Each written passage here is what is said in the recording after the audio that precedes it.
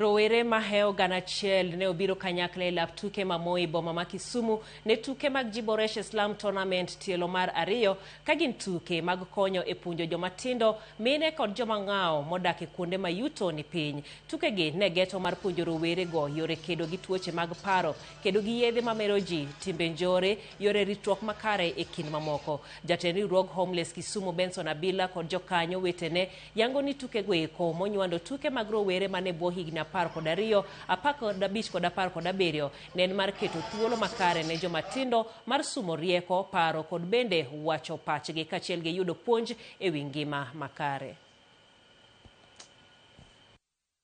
End of the year, tuwakelo timbe duto, wan ka teams moa Manyata, moa Obunga, moa Westwork, moa issue mag street, to timbe gi duto gitugo, wan gi timbe ma 24, to wan gi knockout. To kawuono tieni kidonjo pap ti gori to goli, tieni bipuonjori. To bakoro bang tugo, to wakelo gi kendo tenge to wapuonjo gi weche mabeyo. To kata king'iyo weche mag iye moko chan kachiel gi weche mag tungni gi goruok e gwengewa, gine ma gibedo affected ahinya. Koro ka wabiro kamae gi weche mag tuke mag adhula gi wakelo nyithindo manyiri, nyithindo ma jowuoyi, matindo kendo madongo, wabedo kodgi okano ni gitugo mpira kende, but wabedo kodgi gi puonjruok e yo kaka ginyalo geng'o iye moko chan, kute mag ayaki kachiel gi goruok e gwengewa. Konyowa ahinya mondo wang'e gik mathoth kaka wanyaritore, kaka wanyarito jowetewa, kod kaka wanyalo wuoyo kata lalruok e weche mathoth. Drugs and substance abuse, weche mar rita